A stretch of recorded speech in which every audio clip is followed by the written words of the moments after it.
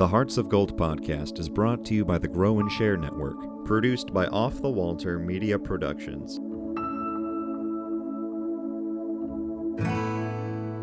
Welcome! Today we have Cameryn with us. Hi, Cameryn. Hello, hi. Can you tell us about your Girl Scout Gold Award project? Yes, so my Girl Scout Go to War project was called Cuddles for Kids. And the reason why I titled it Cuddles for Kids is designated specifically for helping in just not only developing, but also benefiting children in the foster care community.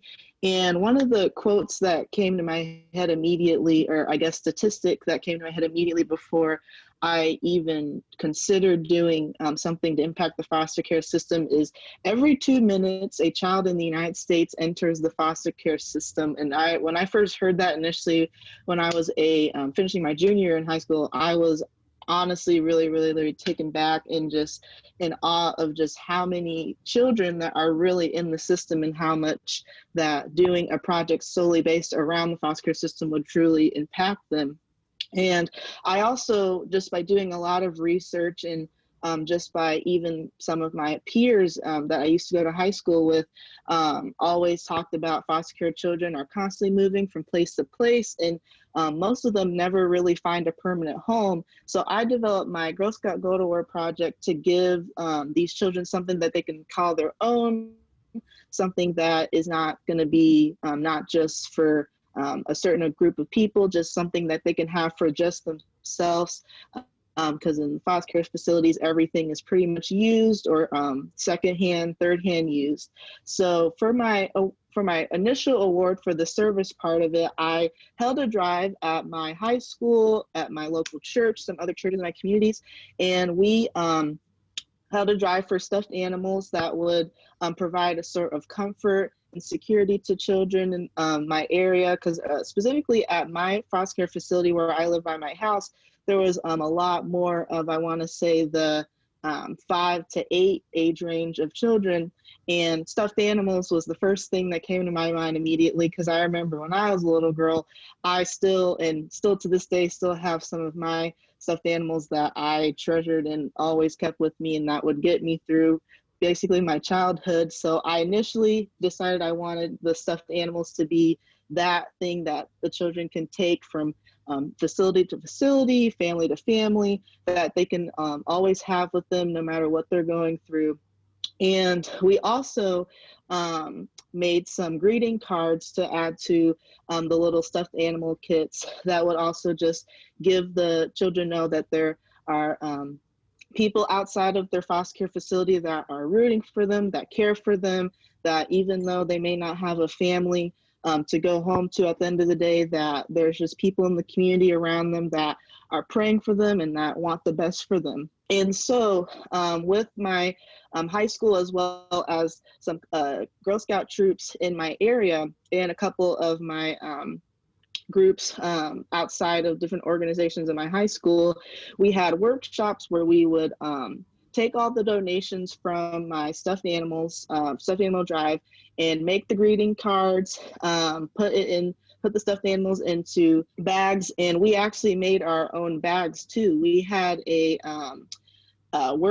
couple of workshops throughout the year of my senior year, where I would have the community come and paint and write a bag for a child to use. And this would not just be used for the stuffed animal, but also if they have toothbrushes, combs, any, I want to say, toiletry product that they would have to take wherever they go, they would have a bag that's washable, reusable, could probably hold some clothes in there, and just have like their own bag to keep all their stuff together. And while collecting donations, I had those workshops going at the same time, which was really nice to just get the real life up to date of not only how the stuffed animals were coming in, but just to also match the number of bags that would go with the workshops.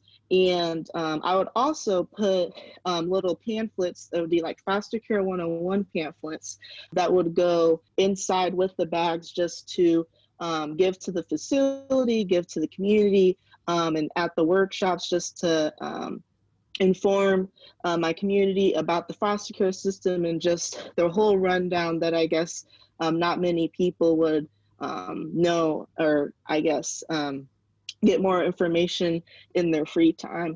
And to keep my project going, my Jack and Jill chapter, which is my community service organization I belong to in high school, decided that they're going to make my Girl Scout Go to War project with the stuffed animal drive, the workshops, and then also just the mini sessions about foster care, about the foster care system, a annual project for their community service organization, which was really, really cool. That they enjoyed my project and they enjoyed participating in it so much that they wanted to continue it as a legacy. You talked a little bit about the research that you did for your project. Can you expand on that? Previously to doing Foster Care 101 presentation, as well as choosing foster care as my main focus for this project, I knew little to none about the foster care system, about even my facility and my community. This project really did inform me a lot, not just about the whole process of what children have to go through on a day-to-day basis. And when I dropped off the stuffed animals, it was really nice. Wanda Rowlands, who was the foster care director at the time, I remember before we even dropped off donations, and because of security reasons, I didn't get to interact with the kids, but I got to see pictures and just like old scrapbooks that the workers would keep of just activities that they would have with the kids. And I think one of the biggest things that I want to say that I didn't research on that I learned from my foster care director is that for the foster care facility, specifically my foster care facility, is that they do actually allow the kids to, I want to say not informally go out, but they do allow the kids to have like a fun activity that they can all do together as a system or as a facility, and the faculty workers would take them to like Chuck E. Cheese's or like a trampoline park. And that was something that really opened my eyes, because looking in it to, I want to say, a very closed view of the foster care facility, I always thought of it was just like a place where kids would just stay all day long. It would, it kind of initially, when I thought about it the first time, would reminded me of what like a shelter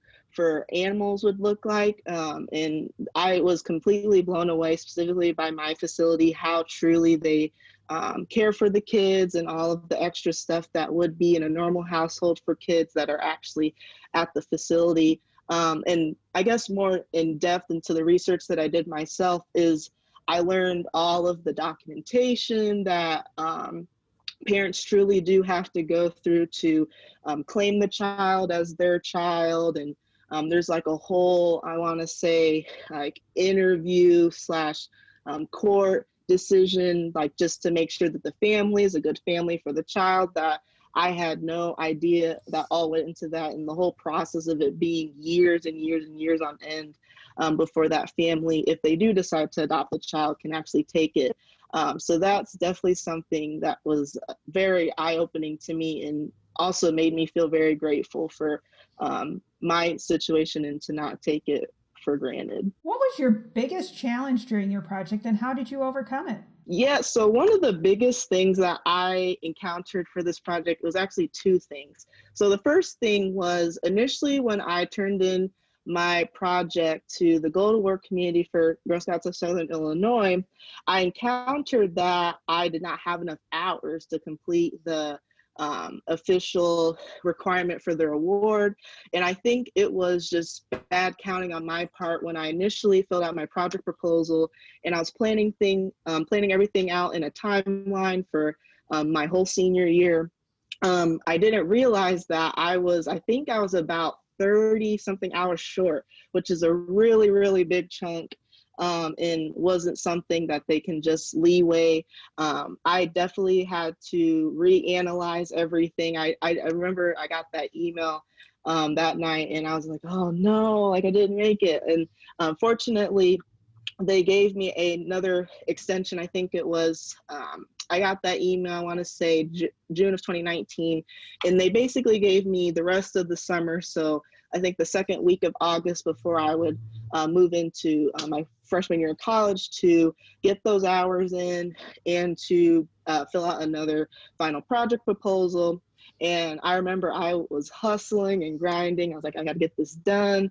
So definitely that was one of the biggest things that I would say to advise to any Girl Scouts that are currently either planning their projects or are thinking about doing the Gold Award. You definitely sit down with your mom, your troop leader, your team, or your network of people that you are going to be completing this project with, and really schedule every detail out, because you do not want to be at the last minute or coming up to the last minute, because the actual award does have to be completed before you go off to college, that you get those hours in and that you will have enough when it's time to submit your project. And I would say another thing that I think I would say wouldn't be too bad for, I guess, I want to say official rules, but for a couple times when I was getting donations,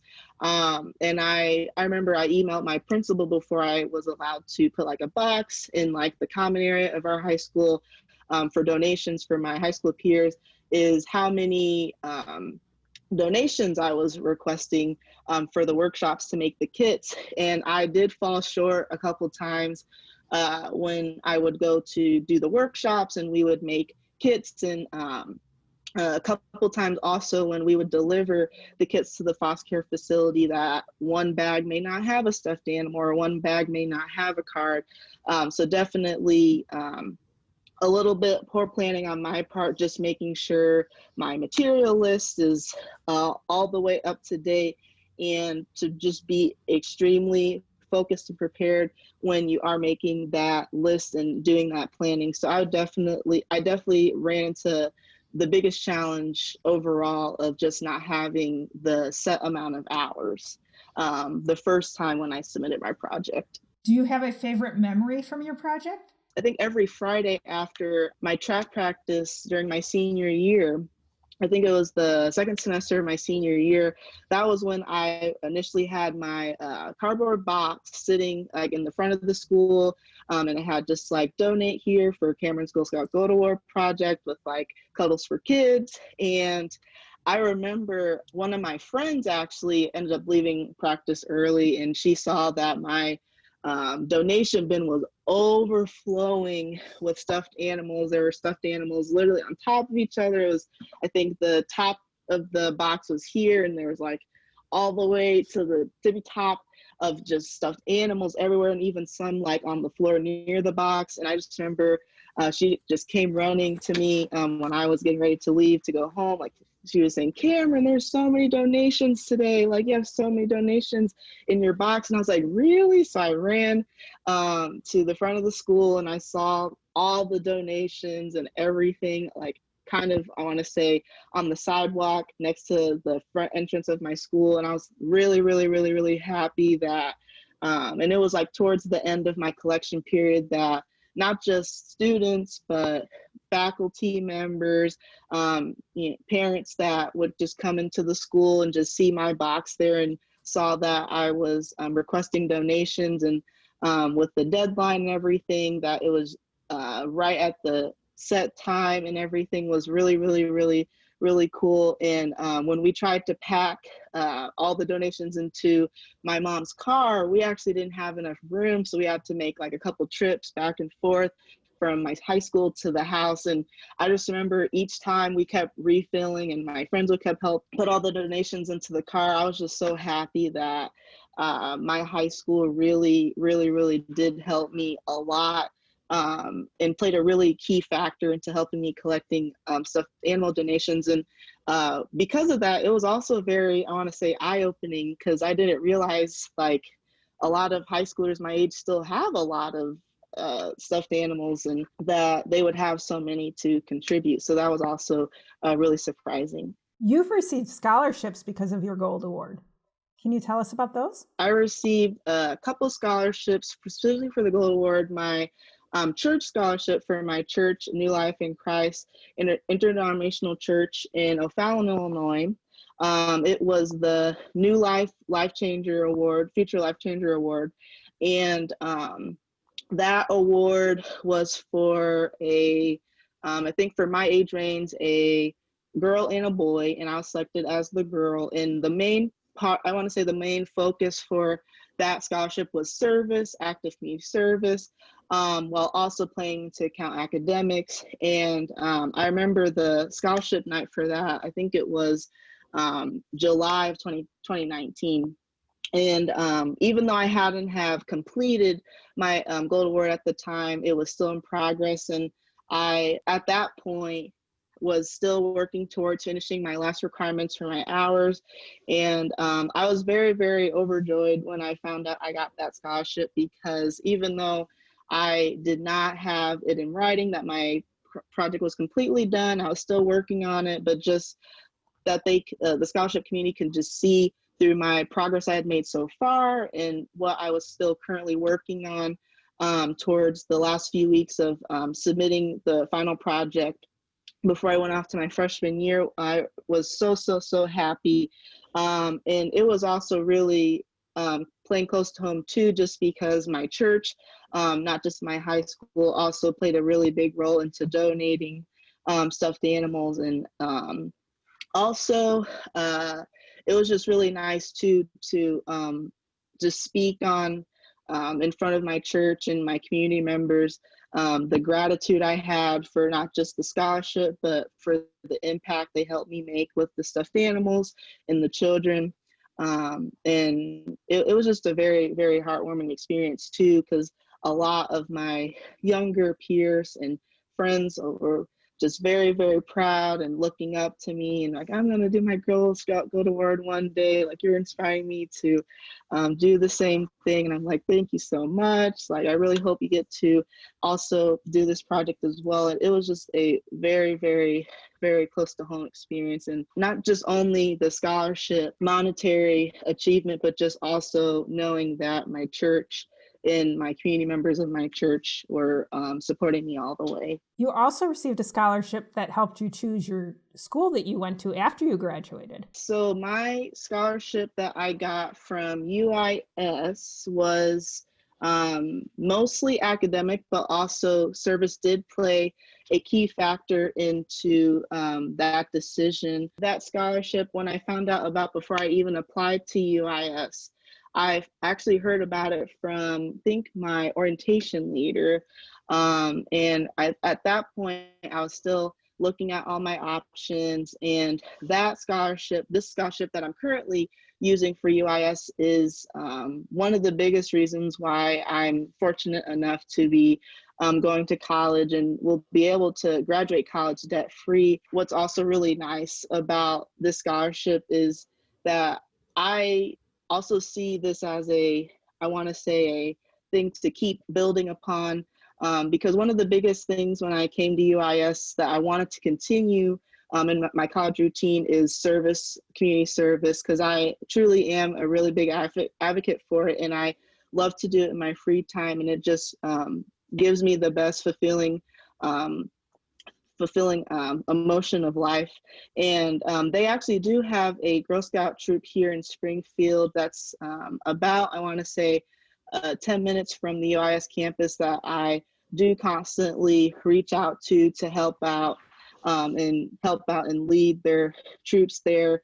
The most recent project that we did was before COVID and the global pandemic. We were sorting Girl Scout cookies at one of the warehouses in Springfield, not too far from campus. And that was really cool too, not only just to, I guess, be in, I want to say, all the action of cookie season, but to also see all the young girls in the Springfield area and, you know, all the brownies and the daisies and even the older girls, juniors, cadets, seniors, just meeting them and seeing who they are and what they want to do when they grow up was really, really, really, really cool. What other Girl Scout experiences have you had that have impacted you? Growing up, I was a military kid. My dad recently, actually in 2017, retired from the Air Force. So I moved around every couple of years growing up. And we used to live in Fort Belvoir, Virginia. and I was in the Girl Scout troop on that Army base.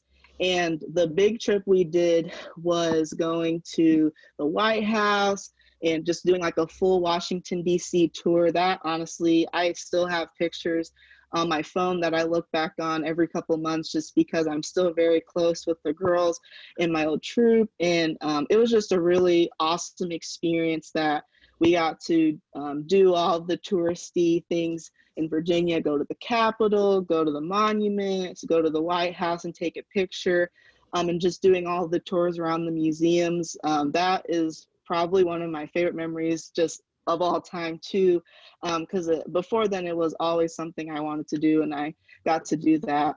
That was a very, very fun trip, and not only did we get to do it as a troop, but there were also at the time so many troops from across the country that were there at the same time, and I got to meet so many people that I never would have met just in the Virginia area, but all across the country.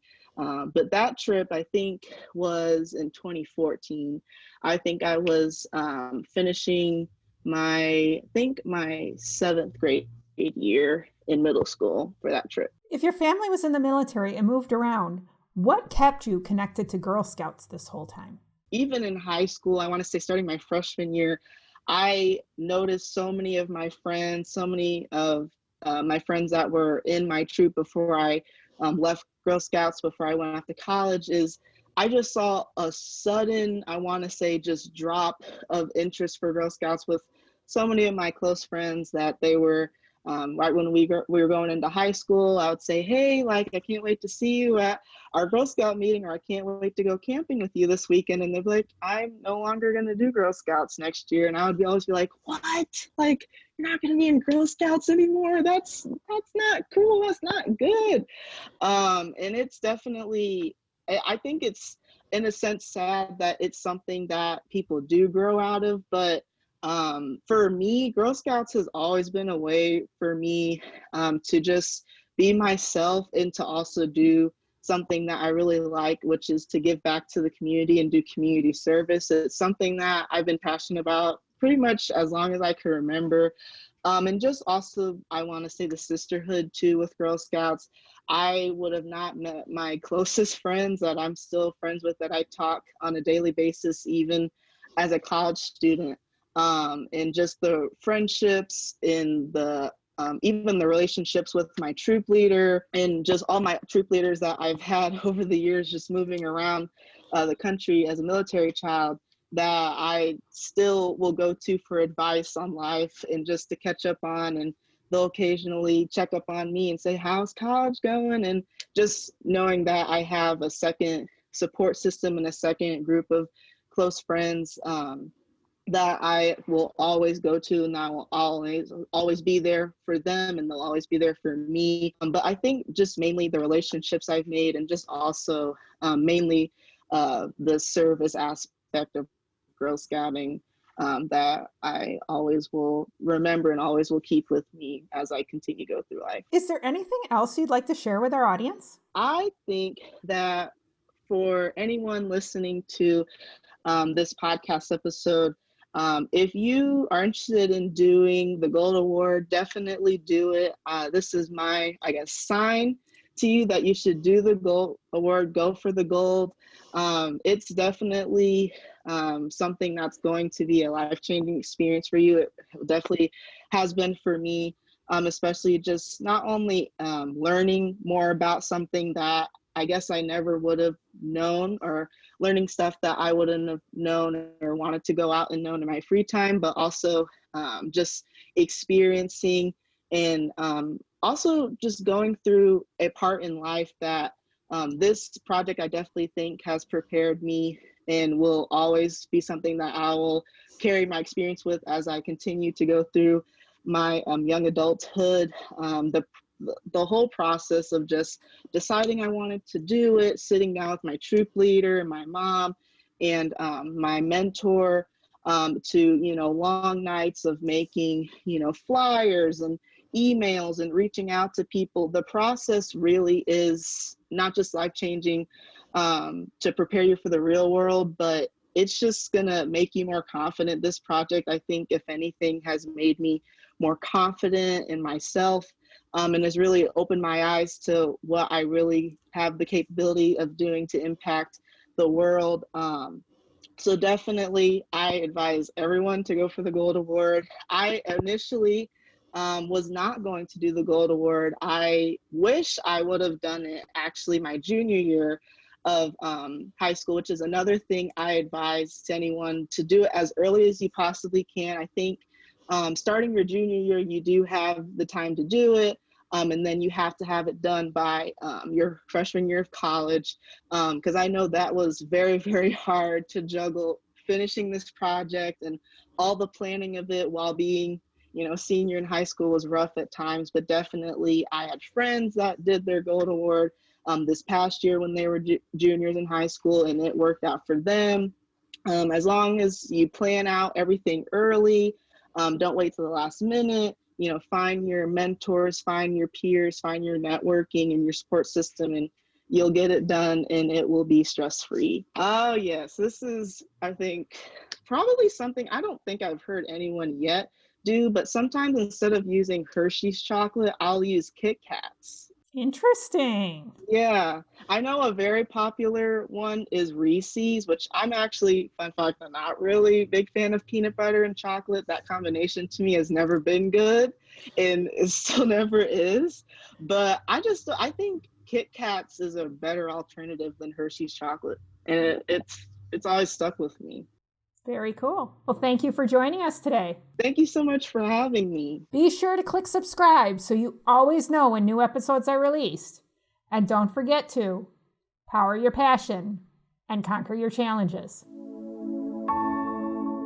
The Hearts of Gold podcast is brought to you by the Grow and Share Network, produced by Off the Walter Media Productions. Thank you for listening and spreading the word on what we do. If you want to share your story of how you earned your Gold Award, reach out and send an email to growandshare@outlook.com. Be sure to listen to the newest episodes on your favorite podcast app, as well as view the full video episodes on youtube.com/Cheryl M. Robinson. That's youtube.com/Cheryl, the letter M, Robinson. Take care, and we'll see you next time.